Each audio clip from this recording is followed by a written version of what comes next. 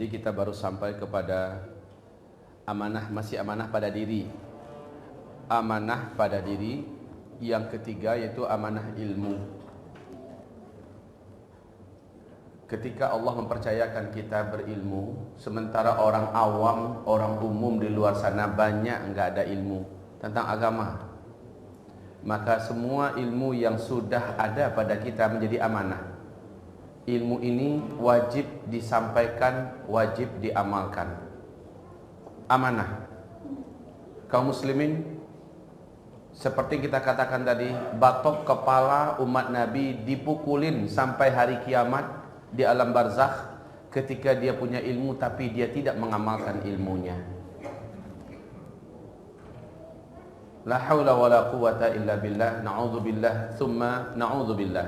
Kaum muslimin, mulai dari hal yang kecil sampai kepada yang terberat sekalipun, kita wajib mengilmuinya, lalu wajib mengamalkannya.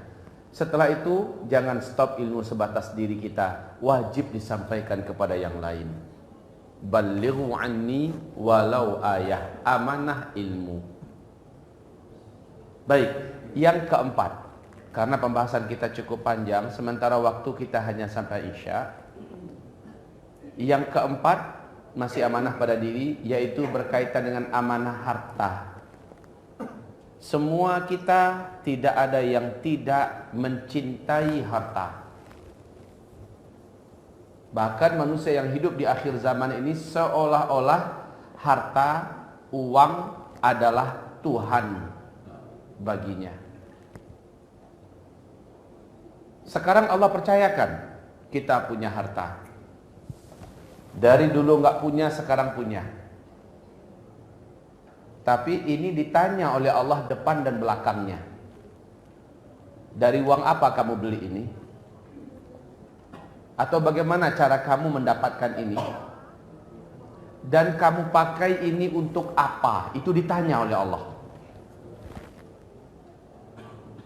Kita sekarang punya motor, punya mobil. Allah juga tanya. Dengan duit apa? Kamu pakai uang apa? Duit itu sehingga bisa kamu beli motor, kamu bisa beli mobil. Dan kamu gunakan untuk apa itu motor? Kamu pakai untuk apa mobil itu? Ditanya depan dan belakangnya. Kita ditanya atas amanah yang ada berupa harta pada kita.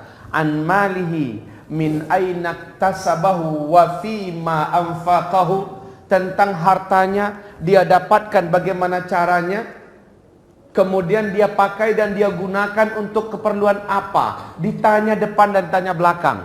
Coba Bapak bayangkan, Bapak berdiri nanti di depan Allah, di mahkamah Allah, yang ditanyakan harta kita satu persatu. Pak Deno punya mobil 3 umpamanya, ditanya satu persatu. Itu mobil cara mendapatkannya gimana? Oh, diperiksa satu-satu. Oke, cara mendapatkannya bagus. Kamu pakai buat apa? Ditanya itu. Kamu pakai buat apa? Selama mobil itu di tangan kamu, kamu pakai buat apa? Banyak pergi mobilnya ke Bali umpamanya. Banyak pergi mobilnya ke Ancol, ke TMII. Dibandingkan pergi ke pengajian, dibawa untuk berdakwah, dibawa untuk silaturahim, memperkuatkan ukhuwah dan sebagainya. Banyak dipakai untuk kepentingan bersenang-senang di dunia. Bagaimana jawabnya? Coba pikirkan itu semua. Tentang hartamu, kamu dapatkan dari mana, bagaimana caranya, dan kamu manfaatkan untuk apa? Ditanya oleh Allah Subhanahu wa ta'ala. Setiap kita. Maaf jangan ada yang tersinggung, tapi kalau ada yang tersinggung, semoga ini menandakan pengajiannya atau isi kajiannya mengena di sasaran. Kita buat rumah. Keperluan rumah itu sebatas untuk melindungi kita dari hujan, dari panas, dari angin langsung, dan dari penjahat-penjahat yang akan mencelakai kita secara langsung. Berarti sederhana sajalah. Sekarang kita beli rumah kayak istana, 8 kamar. Tamannya luas. Atau kita bangun rumah dengan harga yang Masya Allah. Untuk apa? Lalu kita menjawabnya bagaimana di hadapan Allah? Okelah dengan harta kita yang halal. Lalu kita menjawabnya bagaimana di hadapan Allah? Sementara lihat di Syria sana, Bukan rumah yang bisa mereka tempat berteduh. Makan pun gak ada. Sementara kita punya kelebihan harta. Kita bangun rumah yang mewah-mewah. Maaf. Bagaimana menjawabnya di hadapan Allah? Ini jadi pertanyaan saya. Di dalam hadis Imam Ahmad, dan hadis ini dinyatakan sahih menurut syarat Imam Muslim, Rasulullah berkata, Allah berfirman nanti pada hari kiamat bertanya kepada hamba, hai hambaku, aku sakit, kenapa engkau tidak mengunjungi aku? Hai hambaku, aku kelaparan, kenapa engkau tidak memberi aku makan? Hai hambaku, aku dizalimi, kenapa engkau tidak bela dan tidak tolong aku? Si hamba menjawab nanti pada hari kiamat, ya Rabb, engkau Rabbul Alamin, maha perkasa, maha berkuasa, maha kaya. Bagaimana mungkin engkau kelaparan sehingga engkau perlukan kami beri makan? Gimana caranya ya Allah?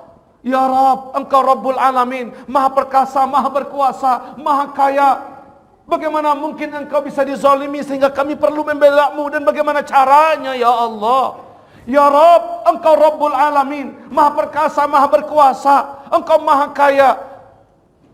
Bagaimana mungkin engkau bisa dizalimi sehingga perlu kami bela? Kelaparan perlu kami makan, sakit perlu kami kunjungi. Bagaimana caranya ya Allah? Menjawab Allah nanti pada hari kiamat, hai hambaku, kamu dengar ada hambaku di tempat lain kelaparan. Kamu punya kelebihan, kenapa kamu tidak beri kepada mereka makan?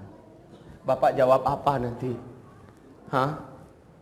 Jawab apa nanti? Engkau dengar hambaku di tempat lain dizalimi dan engkau bisa menolongnya, engkau bisa membelanya. Kenapa engkau tidak menolong dan tidak membelanya? Engkau dengar hambaku di tempat lain sakit, seharusnya engkau yang merawatnya, seharusnya engkau yang mengobatinya, membiayai pengobatannya, dan engkau sanggup. Kenapa engkau tidak melakukannya? Subhanallah. Pagi tadi, subuh tadi, saya duduk di hadapan sahabat-sahabat saya. Saya katakan ada seorang sahabat kami yang saya cintai, mungkin orang terdekat saya kenal baik ini, Zulkifli. 3 minggu menjelang hajian kemarin, istrinya kecelakaan. Istrinya kecelakaan dari motor, patah tangannya, berpisah tulang satu dengan tulang lainnya. Karena nggak ada duit, jangankan untuk ke rumah sakit, untuk berurut pun nggak ada. Akhirnya istri disimpan di rumah. Dalam kondisi patah Pak, bengkak. Tidak bisa tidur, tidak bisa makan, tidak bisa minum. Dan dia termasuk manusia beriman yang pantang menceritakan kesusahan pada orang lain. 25 tahun saya kenal dengannya. Saya katakan, kenapa tidak dibawa berurut? Beliau mengatakan, biayanya mahal dah. Ya Allah. Hanya ke saya dia berani bicara. Itu pun karena saya desak. Kaum muslimin, saya berangkat haji. Saya pergi berangkat haji. Di waktu haji saya lupa. Kemudian pas pulang saya telepon beliau karena ada perlu. Dan beliau mengatakan keadaan istrinya sudah semakin parah. Tangannya sudah membengkak dan tangannya yang bagian ujung sudah tidak bisa lagi digerakkan. Tidak jadi kamu bawa berurut. Tidak, saya katakan berapapun biayanya bawa berurut. Dengan ala kadar yang ada di rekening saya kirim sama beliau. Bawa berurut. Dibawa berurut, kata tukang urutnya, ini paling cepat 1 minggu harus diinapkan di sini. Biaya 3 juta. Saya katakan, Zul, jangan pikir biaya.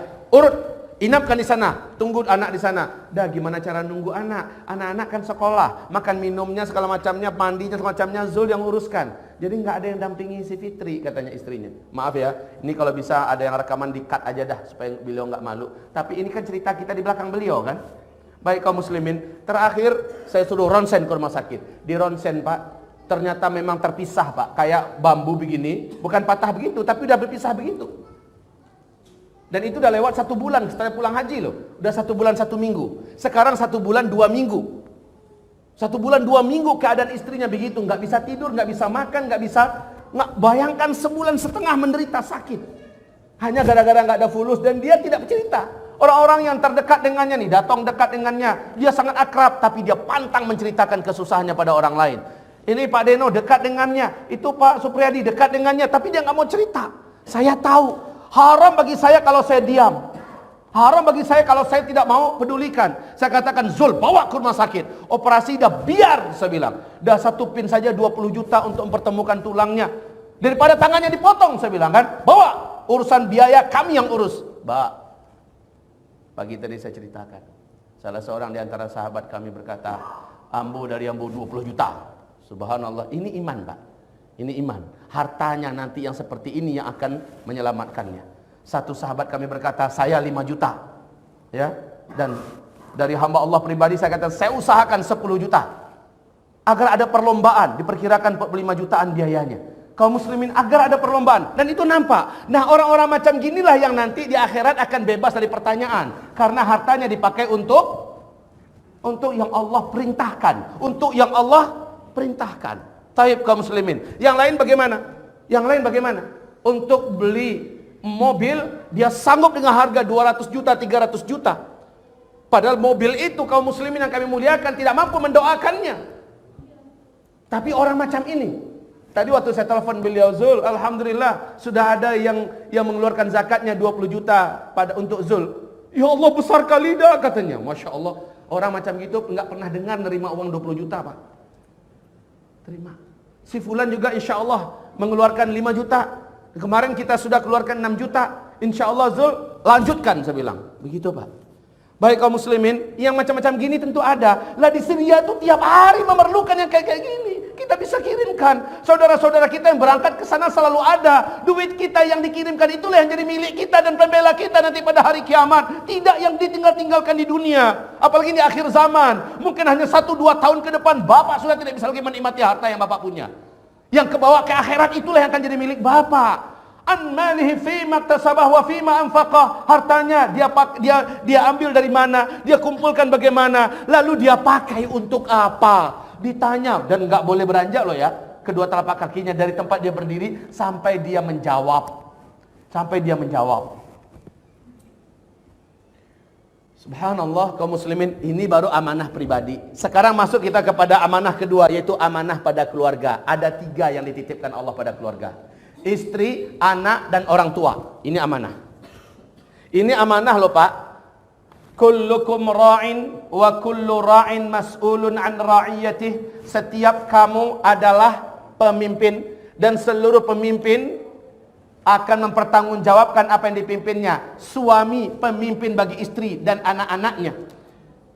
Di sisi yang lain, suami juga mempunyai amanah berupa orang tuanya yang sudah lanjut usia. Ditanya oleh Allah ketika Allah berfirman, ya ayyuhalladzina amanu qu anfusakum wa ahlikum nara. Maaf kaum muslimin, tega bapak, tega ibu membiarkan ada TV masuk rumah, membiarkan anak punya gadget seperti ini, sementara imannya belum kuat, filternya belum tebal, sementara kita sudah tega berikan. Belanja sampai 50.000 sehari, 100.000 sehari. Ya Allah ya Rabb, tega amat.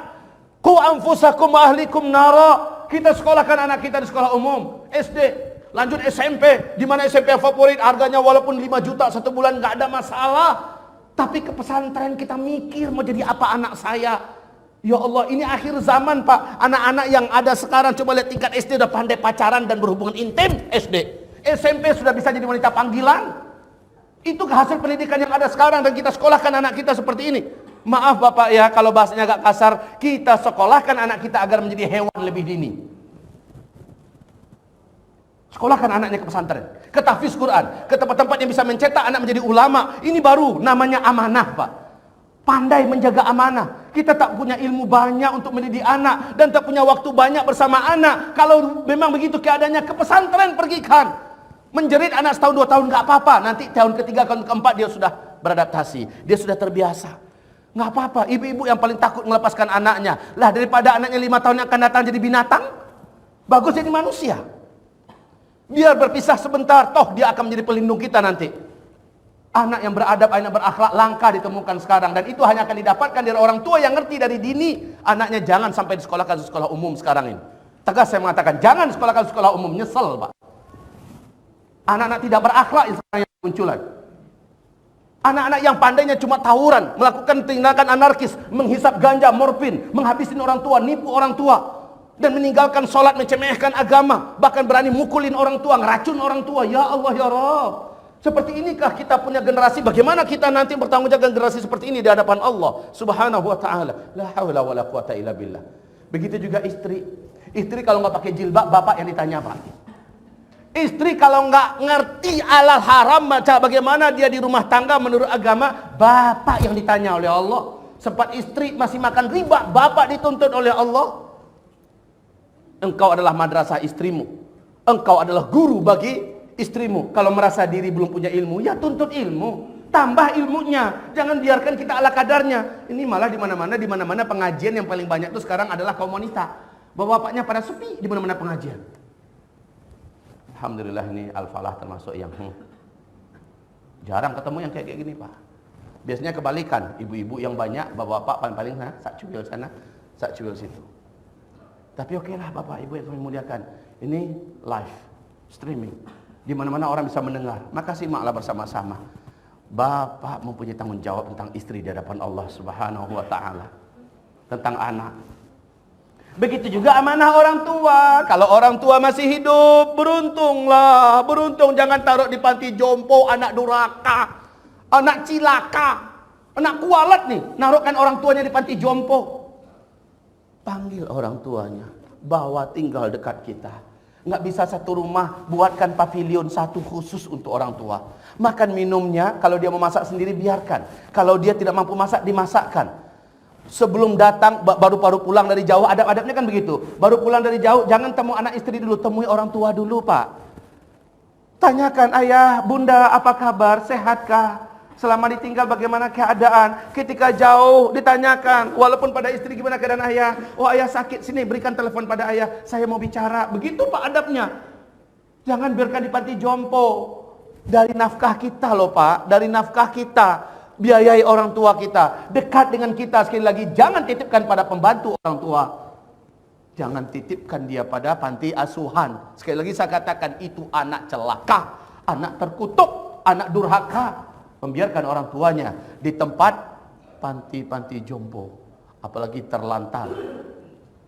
Amanah tuh. Bahkan kata Nabi, beruntunglah orang yang orang tuanya masih hidup dan dia manfaatkan umur orang tuanya untuk laju tol ke dalam surga. Selagi orang tua masih hidup, jalur tol ke surga seseorang ini adalah dengan cara menyenangkan hati orang tuanya, berbakti untuk orang tuanya. 3 amanah. Istri, anak, orang tua, jangan ditelantarkan. Dan ketiga-tiganya ini mesti dalam bingkai agama. Titik. Mesti dalam bingkai agama. Kalau istri ngajak ke bioskop, yuk mas ke bioskop. Sekarang masih zaman bioskop enggak? Hah? Masih sebagian. Hah? Katakan dek, kalau gempa bumi besar terjadi, bioskopnya jatuh, mampus kita dalam bioskop, gimana dek? Tapi yuk ke pengajian. Gitu Pak, arahkan sebagai imam, arahkan. Lah si mas ini selalu pengajian. Katakan dek, hatiku ada di Ka'bah, walaupun tubuhku ada di Jakarta. Dimanapun berada, majelis ilmu adalah majelis orang-orang beriman. Aku tidak mau istriku, selama engkau masih jadi istriku, ada di tempat-tempat yang Allah dan Rasulnya, malaikat-malaikat tidak ridha. Maka jangan pernah pergi ke tempat-tempat seperti itu dek. Imamnya kita, yang mutuskan kita. Selama itu masih dalam ruang lingkup agama. Mas, sesekali pindah pengajian dong. Ini melulu aja di Istiqlal. Sesekali kita ke Al-Falah umpamanya permintaan istri. Selagi masih pengajian, dan pengajiannya pengajian Ahlus Sunnah wal Jamaah yang menyampaikan juga ulama dan dai yang lurus, bawa refreshing sesekali nggak apa-apa. Mas kita jalan-jalan yuk kemana? Ke Mekah katanya. Wah itu keren tuh Pak. Tapi mas jalan-jalan yuk kemana? Ke Bali. Wah dek, jangan dek. Gimana mempertanggungjawabkan harta kita di hadapan Allah? Sekali pergi ke Bali duitnya berapa? Tiketnya, nanti mondar mandir sana sininya. Sekali nongkrong di lapau nasi di sana entah berapa pula bayar. Iya kan? Bagaimana jawabnya di hadapan Allah nanti Bapak? Hamba-hamba Allah yang kami muliakan. Taib. Ini amanah terhadap keluarga. Selesai. Sekarang amanah terhadap diri, amanah terhadap keluarga, mana yang paling diperebutkan orang? Amanah terhadap diri tentang harta. Ini yang paling diperebutkan orang, betul tidak? Padahal harta ini 2 tadi pertanyaannya. Dari mana mendapatkannya, bagaimana caranya, dan kemana dipergikan. Ya kan? Berat. Amanah tentang keluarga. Mana yang paling diburu-buru oleh manusia, diperebutkan manusia? Hah? Bini, istri yang paling diperebutkan orang. Hah? Kalau ngelihat wanita mangkilik sekan yang seketik nak dola kale. Sudah mabuk dah. Pokoknya hidup matiku ku persembahkan untukmu. Seperti lagu Roma Irama. Memang engkau yang paling manis di antara gadis yang manis. Aku pun tak merasa heran kalau engkau menjadi rebutan. Kan begitu kan? Waktu SD Pak, ini telinga dengar masalahnya. Dan rekamannya masih cespleng ketika itu. Terus apa katanya lagi? Sampai mati akan kuperjuangkan. Sampai mati diperjuangkan perempuan. Itu namanya amanah diperebutkan perempuan. Padahal ketika dia sudah sampai di pundak kita dan dia tidak solehah, celaka nih suami. Nyari perempuan itu jangan karena gilesnya, jangan karena cantiknya. Cantik itu perlu, wajib. Daripada punya bini tapi mata ke orang lain, bagus kan punya bini mata ke bini itu. Baik, cantik itu perlu, tapi itu bukan nomor satu. Nomor satunya agamanya dulu. Udah kelas, agamanya kalau udah selesai, cantik baru nomor dua. Baik kaum muslimin, pilihlah jadi istri, jadi amanah. Nanti dia akan jadi ibu anak-anak kita. Saat kita tidak begitu banyak pandai dan tidak mempunyai waktu yang cukup untuk mendampingi anak-anak kita, dia menjadi madrasah untuk anak-anak kita. Dan seterusnya kita pun aman, meninggalkannya agak lama-lama, sehari dua hari aman. Sebab apa? Dia pandai menjaga dirinya. Mengingatkannya sebentar, dek auratmu terbuka, dia cepat tutupi. Makasih ya mas, enak banget tuh pak punya istri yang kayak gini-gini. Tapi dek itu aurat, mas nih keterlaluan banget sih. Diingatkan kayak gitu ngomongnya. Apa enaknya jadi bini kayak gitu pak? Dek sholat dek, udah antar di sholatnya, tua-tuaan aja sholatnya. Gimana enaknya jadi bini kayak gitu? Dek kita masuk anak pesantren, tak jadi apa anak kita mas menjadi masuk pesantren? Celaka punya suami, punya istri yang kayak gini. Ini amanah pak, sulit jadi beban hidup kita. Yang udah terlanjur,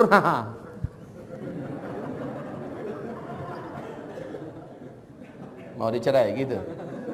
Tanggung jawab pak, luruskan tuh bini. Ini amanah. Dulu kan mintanya semangat, maka harus bertanggung jawab. Dan ingat amanah ini sampai ke akhirat loh. Ustadz saya tobat sekarang Ustadz. Terus gimana? Saya alhamdulillah udah ngerti. Dan saya buat istri saya di jalan agama. Kalau dia nggak mau saya tinggalkan. Oh kayak gitu ya. Bapak ngambilnya dulu dalam keadaan rusak. Setelah bapak diberi hidayah oleh Allah, perbaiki itu istri yang rusak. Kan bapak yang semangat dulu. Kecuali kalau dia memilih jalan kekafiran. Kecuali kalau dia memilih ke jalan kesyirikan. Baru ketika itu lakum dinukum waliyadin. Tapi selagi dia masih istri kita, muslimah, tidak melakukan perbuatan syirik, tidak dihukumi kufur karena salah satu di antara 10 pembatal syahadat tidak dilakukannya, masih kewajiban bapak memperbaikinya. Semampunya, sebisanya, seumur hidupnya. Ala den kanan sekali dua kali itulah cukup deden tuh. Anda bisa seperti itu. Saya sudah ingatkan dia sekali dua kali itu sudah cukup. Enggak cukup. Mengingatkan itu seumur hidup. Istausu bin nisa'i khaira. Ini amanah pak. Yang kita perebutkan adalah wanita. Kalau bapak mau punya istri macam ini sampai ke surga, dipermak dia ketika di dunia. Sama-sama dipermak dengan agama, dengan sunnah. Ini amanah. Baik. Ini amanah keluarga selesai. Sekarang amanah yang ketiga. Ini amanah yang paling besar, paling berat, dan paling diratapi pada hari kiamat. Amanah apa? Amanah memimpin, amanah jabatan, amanah wilayatu umuril muslimin, menjadi penguasa, menjadi pemimpin. Ini amanah terbesar. Ya Allah, akhir zaman. Apa kata Rasulullah SAW? Jadi urutannya, coba perhatikan sabda Nabi SAW berikut ini. Bisa angkat sedikit kemari? Bantu. Ini beratnya Masya Allah. Ke belakang, di belakang. Ya, ke belakang lagi. Hampir sama dengan 5 fase sejarah kata Nabi ya. Umat Islam menjalani 5 fase sejarah. Nah, fase sejarah ini Nabi mengatakan takunun nubuwah wa rahmah, thumma takunu khilafah wa rahmah, thumma takunu mulkan wa rahmah, thumma takunu imaratan wa rahmah, thumma yatakadamuna alaihi takadumal humur. Fa'alaikum bil jihad, wa inna afdala jihadikum ar-ribat, wa inna afdala ribatikum asqalan. Jadi urutannya adalah Nabi dulu yang memimpin umat. Selepas Nabi masuk pada khilafah. Ya. Nah, selepas masa khilafah adalah daulah atau mulkan warahmah, kerajaan-kerajaan, dan ini paling lama 1227 tahun. Diisi oleh 3 dinasti, ya. Ini yang pertama, ini yang kedua, ini yang ketiga, yang keempat, summa takunu imarah. Pada masa ini tidak ada. Islam tidak dipimpin oleh Nabi, tidak oleh khalifah, tidak pula oleh raja-raja Islam, tidak ada. Ini yang ada adalah masa kekosongan kekhilafahan. Tapi pada masa ini akan bermunculan imarah, imarat, warahmah, dan itu adalah rahmat. Walaupun belum mampu mewujudkan daulah, belum mampu mewujudkan khilafah, tapi keberadaannya mengisi di sela-sela kekosongan ini. Contohnya apa? Imarat Islam Kaukasus di Chechen. Pernah ada sebentar lalu ditenggelamkan bersama-sama. Imarah Islam di Afghanistan yang diisi oleh Taliban baru ada dan sampai sekarang masih berdiri ini, masih bertahan. Ini yang sangat kokoh sampai sekarang ini. Imarat. Kemudian di Mali juga muncul Imarat Islam, di Yaman juga muncul Imarat Islam. Tapi dimusuhi bersama-sama oleh PBB, oleh Amerika, oleh Yahudi, oleh Rusia, oleh Cina, segala macamnya. Dikeroyok rame-rame. Sebagian imarat ada yang bertumbangan, tapi sebagian lagi ada yang bertahan. Salah satu yang paling lama bertahan dan sampai sekarang makin kuat adalah imarat yang ada di Afghanistan. Baik, imarat warahmah. Tapi ketika ini kata Nabi, yang kalian lihat muncul ketika itu, ya, yang kalian lihat muncul ketika itu adalah summa yatakadamuna alaihi takadumal humur. Pada masa ini, alaihi takadumal humur. Kemudian kalian akan saksikan pada saat itu akan bermunculan zaman di mana manusia berlomba-lomba memperebutkan kekuasaan dan jabatan. Ini masa demokrasi, betul tidak? Masa demokrasi. Yatakadamuna alaihi takadumal humur. Mereka akan memperebutkan jabatan kekuasaan untuk menjadi pemimpin di sana, pemimpin di sini, seperti berebutnya kuda-kuda jantan yang kelaparan memperebutkan makanan. Yatakadamuna alaihi takadumal humur. Pada saat ini kamu jangan coba-coba termasuk di antara yang ada dalam komunitas ini. Berarti kita disuruh oleh Nabi jangan termasuk yang gila memperebutkan jabatan, kekuasaan. Perintah Nabi justru ketika itu kamu hidup fa'alaikum bil jihad. Itu zaman adalah zaman jihad. Alhamdulillah, Indonesia sekarang kaum musliminnya sudah mulai Allah bukakan pintu jihad. Jihadnya masih berbentuk jihad wala wal bara' di segi pendidikan, wala wal bara' di segi kekuasaan, kepemimpinan, wala dan bara' di segi ekonomi, di mana kita diharamkan untuk bergabung dengan riba. Di pendidikan kita diperintahkan untuk betul-betul mendidik anak kita di sekolah yang bernuansakan agama. Kita mulai diajarkan untuk betul wala dan bara', berpihak sepenuhnya kepada konsep-konsep Islam yang kafah. Kita mulai berjihad di sini, walaupun belum jihad angkat senjata, belum. Jangan dicoba-coba memancingnya, biar Allah sendiri yang bukakan pintunya. Ketika itu kita tampil bersama-sama. Tapi sekarang ini kaum muslim, fa'alaikum bil jihad.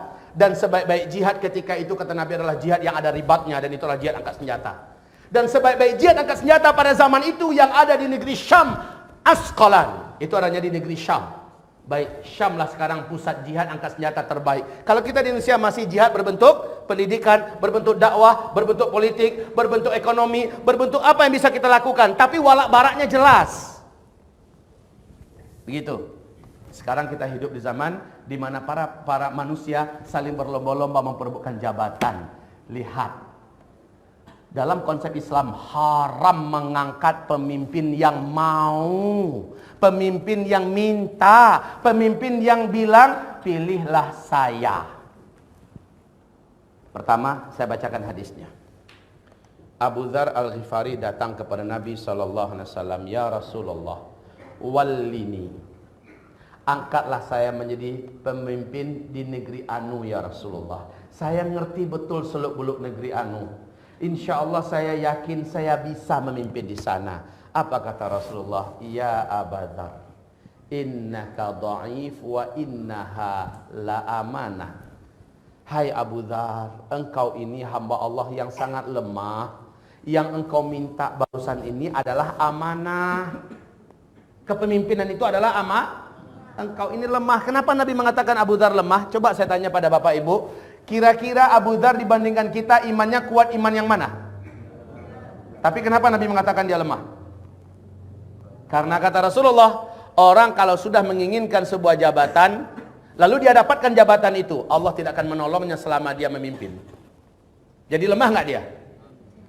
Tapi orang yang tidak menginginkan jabatan, lalu dia diminta untuk memimpin, dia terima, Allah akan tolong dia dalam memimpin. Maka dalam Islam konsepnya, kalau ada orang minta-minta, angkatlah saya, pilihlah aku, coblos nomor anu, yaitu aku. Orang yang macam gini jangan dipilih. Kenapa? Dia udah lemah. Allah akan melepaskan diri daripadanya. Allah tak akan tolong kepemimpinannya. Dan merata manusia sekarang memang betul dalam hadis itu, tsumma yatakadamuna alaihi takadumal humur. Betul-betul sekarang ini Pak, orang bahkan mengeluarkan duit yang tidak sedikit untuk bisa memenangkan kepemimpinan.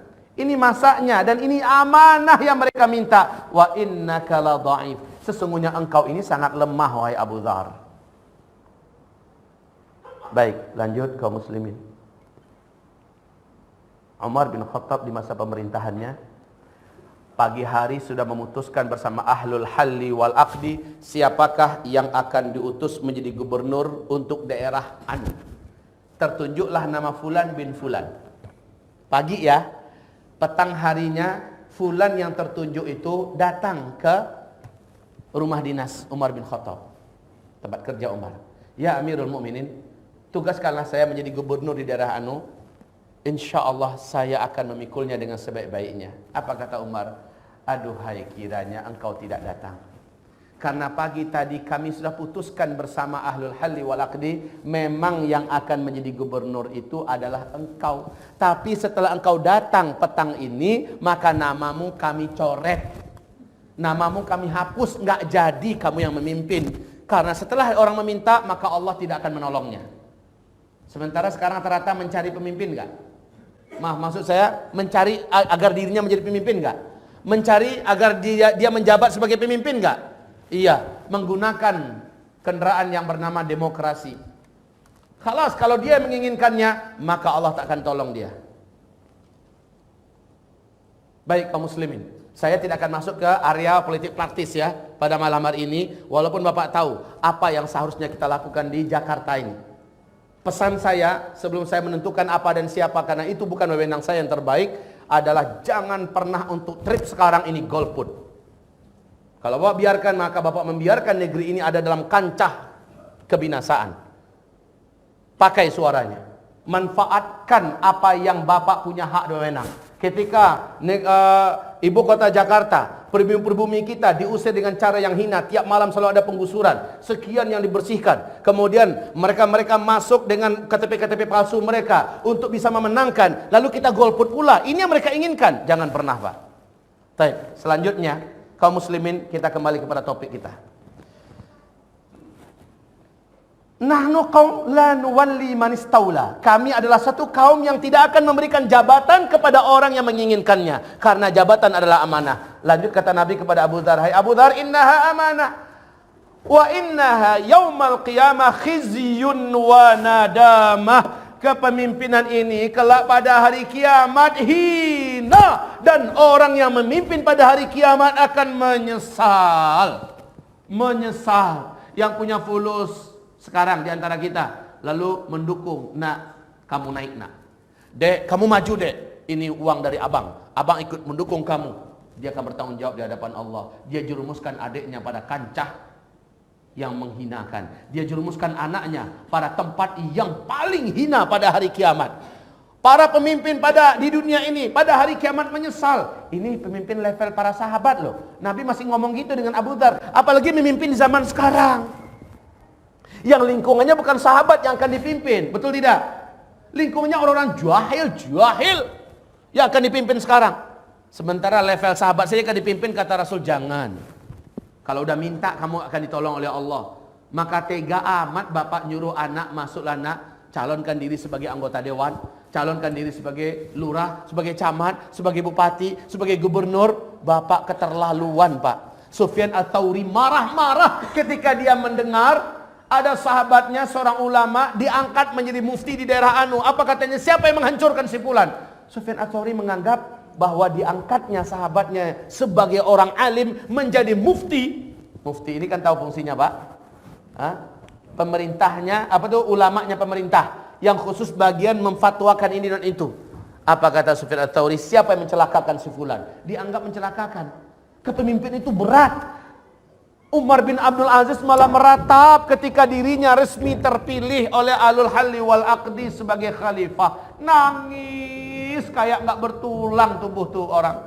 Nangis, tergeletak terus itu. Nangis, nangis. Basah jubahnya bagian depan, nangis terus. Ya Rab. Dan mulutnya berkata, ya laitani lam talidni ummi. Aduhai kiranya aku enggak pernah dilahirkan oleh ibuku. Coba lihat, Pak. Lah orang sekarang namanya keluar langsung pesta, se-Indonesia orang dengar pestanya. Sujud syukur lagi. Pakai shooting sujud syukur.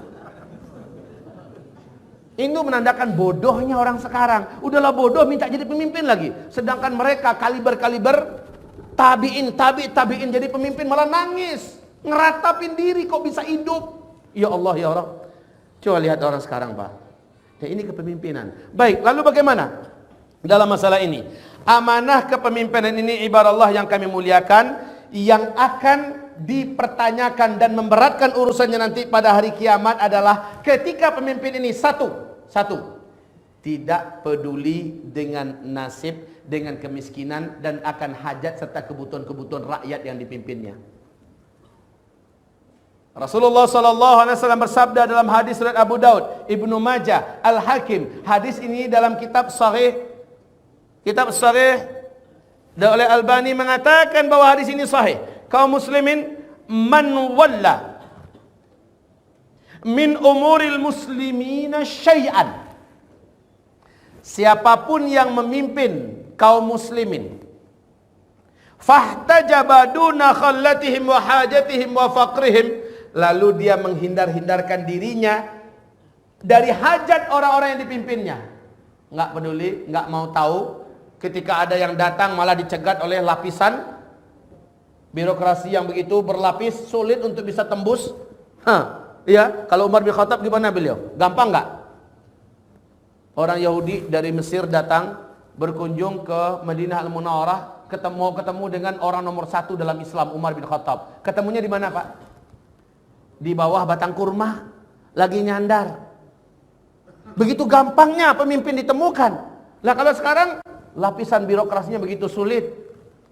Boro-boro dapat proposal, udah pakai ribuan suara, pakai apa demo-demo semacam, enggak didengar.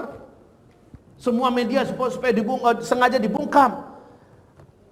Fahtajaba, lalu dia menutup diri duna hajatihim wa khallatihim wa faqrihim. Dia nggak peduli orang kelaparan, dia nggak peduli anak-anak yang nggak bisa sekolah, dia nggak peduli dengan yang ini dengan itu tentang rakyatnya. Apa kata Rasulullah sallallahu alaihi wasallam? Ihtajaballahu anhu duna hajatihi wa khallatihi wa faqrihi. Pada hari kiamat Allah juga menutup diri dari orang ini. Apapun orang ini Allah nggak peduli. Apapun hajatnya di padang mahsyar Allah nggak peduli. Apapun yang dia maukan, termasuk setidaknya bisa sedikit banyaknya melobi Allah lah, memohon kepada Allah pengampunan dan keringanan segala macamnya, Allah nggak peduli. Allah tutup juga di pertama, karena dia di dunia nggak peduli. Lah sekarang bukan nggak peduli lagi, Pak, malah ngusir rakyatnya, ngusur sana sini. Maaf kaum muslimin yang kami muliakan, kafir lagi. Sedangkan muslim saja dibeginikan Allah nanti pada hari kiamat. Dan kita sebagai selaku muslim paling mayoritas malulah jadi rakyat yang tinggal di Jakarta sementara pemimpinnya masih seperti itu. Mesti dicongkel tuh, Pak. Maka wajib satu DKI Jakarta kompak untuk nyongkelnya. Semoga Allah hinakan dia. Karena dia telah menghinakan agama Allah dan kaum muslimin. Penduduk DKI asli murni, lalu mendatangkan manusia-manusia dari kampung halamannya yang nggak ngerti bahasa Indonesia dengan KTP-KTP palsunya. Haula wala quwata illa billah. Kaum muslimin yang kami muliakan. Selanjutnya, ma min amirin asyaratin illa yu'ta bihi yaumal qiyamah maghlulan la yafukhu illa al-'adl au yubiqhu al-jur. Siapapun pemimpin yang sempat di bawahnya 10 orang saja yang dipimpinnya. Siapapun pemimpin yang sempat di bawah kepemimpinan 10 orang aja. Sekarang level kepemimpinan paling rendah, di bawahnya itu RT, Pak ya. RT ya. Ada berapa orang yang dipimpin di bawah RT? Wih, banyak. Ada berapa kakak? Lah satu kakak itu bisa jadi 5 orang, 6 orang ya kan? Ini 10 orang aja jadilah yang dipimpin. Kemudian kata Rasulullah sallallahu alaihi wasallam, dia tidak akan pernah Allah selamatkan pada hari kiamat. Tidak akan, kecuali apabila dia adil kepada 10 orang yang dipimpinnya ini. Adil. Kalau dia adil kepada 10 orang yang dipimpinnya ini, kalau dia adil. Nah itu level camat. Dan itu pun camatnya sekarang sudah camat kebablasan. Maksud camat kebablasan apa? Maaf, bukan camat, RT maksud saya. RT kebablasan. Ini 10. Kalau RT sekarang bisa-bisa 100 kakak. Betul itu ya? Bisa-bisa 100 kakak. 10 aja udah kayak gini, wajib adil pada mereka. Adil itu apa yang dimaksud dengan adil? Adil itu adalah wad'u syai' fi mawdi'ihi, meletakkan sesuatu tepat pada tempatnya. Anak usia sekolah sudah wajib sekolah, maka harus kalau orang tuanya nggak mampu, sang RT harus mengupayakan bagaimana anaknya bisa sekolah. Orang yang sudah dewasa, orang yang sudah mampu untuk bekerja, sudah ingin untuk menikah, sementara ada kesulitan ekonomi, si RT harus mencarikan jalan bagaimana dia bisa menikah, bagaimana dia bisa ditopang ekonominya, dicarikan jalan-jalannya. Dan maaf Pak, selama saya di Sydney, di Australia, pemerintah Australia melakukan ini. Pemerintah Australia melakukan ini. Para pengangguran di sana dibiayai Pak sampai dia punya kerjaan, dan pekerjaan itu pemerintah yang mencarikan. Masya Allah. Kalau ada yang udah pensiun, maka dia akan diberikan belanja bulanan yang 600 sampai 650 dolar, sama dengan 6 juta atau 5,5 juta tiap minggu Pak dikasih oleh pemerintahan Australia di sana. Ayahanda kita yang usia 81 ini kalau hiduplah di Australia, mau haji tiap tahun bisa. Taib begitu Pak kaum muslimin. Selanjutnya Rasulullah sallallahu alaihi wasallam, isya kita sampai jam berapa? Yang benar. Ya Allah ya Rabb. Saya harus mengisi di Masjid Al-Azhar. Mari saya cepatkan saja. Kemudian yang kedua, tidak peduli dengan agama rakyat. Kalau ada wanita muslimah nggak pakai jilbab, yang bertanggung jawab nanti pemimpinnya. Kalau ada rakyatnya yang sudah wajib sholat laki-laki tapi nggak sholat, yang bertanggung jawab nanti pemimpinnya. Di hadapan Allah, ini amanah. Jangan sok-sok ingin jadi pemimpin, jadi camat, jadi lurah, jadi tapi rakyatnya dipertanggungjawabkan nggak di hadapan Allah? Sholat rakyatnya gimana? Diperhatikan nggak? Sempat ada yang minum minuman keras, dia yang akan ditanya duluan pada hari kiamat. Ya Allah, ini yang menjadikan para pemimpin itu ketakutan Pak. Kalau dia beriman, ketakutan. Bagaimana saya bertanggungjawabkannya? Masih ingat nggak? Laparan. Siapa yang tidak? Lah kalau gubernur yang dipimpinnya. Bagaimana dengan presiden se-Indonesia yang dipimpinnya? Maaf, pantas saja pada hari kiamat paling banyak di dalam neraka aku lihat dari umatku adalah orang kaya, para pemimpin. Orang kaya dan para pemimpin. Ini yang paling banyak ketemu di dalam neraka nanti. Para pemimpin rata-rata dalam neraka Pak, karena pemimpinnya nggak peduli dengan agama rakyatnya. Rakyatnya mau sholat nggak sholat sebodoh, rakyatnya mau mabuk mau teler sebodoh, rakyatnya mau melacurkan diri mau dijual ke sana kemari sebodoh. Pemimpin macam ini dalam neraka. Hadisnya terang jelas. Kaum muslimin, alangkah ngerinya kalau sempat anak dan keluarga kita yang memimpin, sementara yang dipimpin kayak gini.